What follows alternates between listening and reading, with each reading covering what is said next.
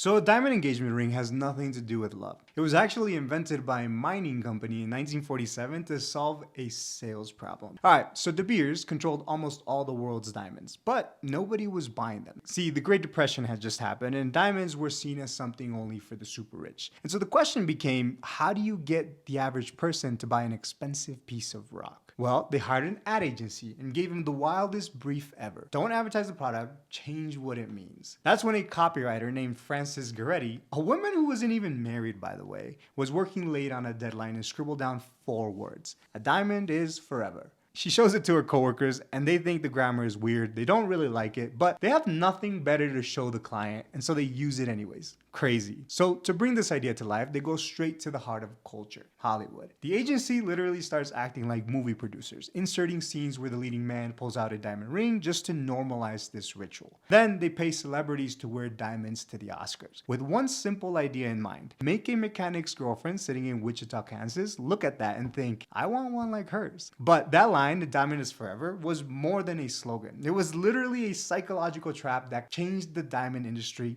forever. Because forever means you can't sell it. Can't sell it means no secondhand market. No secondhand market means supply stays scarce, and scarcity keeps the price high. They made you think that selling it would be like selling off your love. You wouldn't sell off your love, would you? One line of copy controlling global commodity pricing for decades. And to make sure guys spent real money on top of that, they invented the 2-month salary rule. It was a clever way to make men spend more, but designed to look like a tradition. Set a number high enough in a man's head and suddenly that's what they think commitment is supposed to cost. But the craziest part is they engineered the whole surprise proposal thing. Popping the question with a ring had to be a surprise. Why? Because if a guy surprised a woman, she wouldn't have time to be practical. The guy would just buy on impulse, buy on emotions, spend tons of money. But if it was a surprise gift, she didn't have time to say, do we really need this? Then on top of that, they made the absence of the diamond feel like evidence that the guy didn't love his girlfriend enough. I know, wild. 4 words and Frances changed the diamond industry forever. But there is a marketing lesson in all of this. The reality is people don't buy products, they buy stories. See, De Beers didn't sell a diamond, they sold the story that love needs proof. And that proof just so happens to look like this.